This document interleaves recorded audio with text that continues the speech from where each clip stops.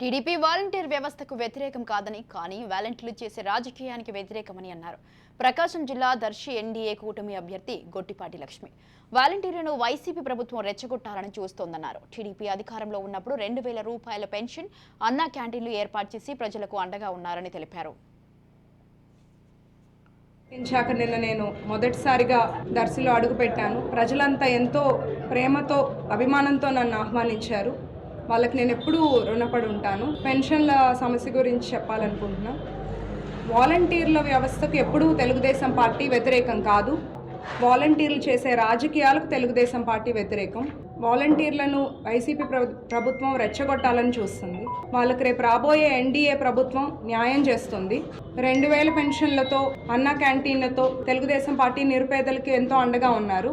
Election సంఘం చాలా స్పష్టం చేశారు, ప్రభుత్వ ఉద్యోగులు పెన్షన్ పంచాలని. వార్డుల్లో కానీ గ్రామాల్లో కానీ 1,26,000 మంది సిబ్బంది ఉన్నారు. గ్రామంలో సుమారుగా 45 మంది పెన్షన్ హోల్డర్స్ ఉన్నారు.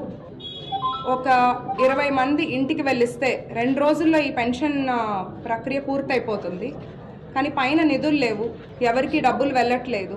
ప్రతిపక్షాల మీద నింద వేయడానికి వైసీపీ ప్రభుత్వం చూస్తున్నారు. రేపు కూటమి ప్రభుత్వం అధికారంలోకి వచ్చాక 4,000 రూపాయల పెన్షన్ అందరికీ ఇంటికి తీసుకొచ్చిస్తారు. ఇది మీరందరూ, మీడియా మిత్రులందరూ ప్రజలకు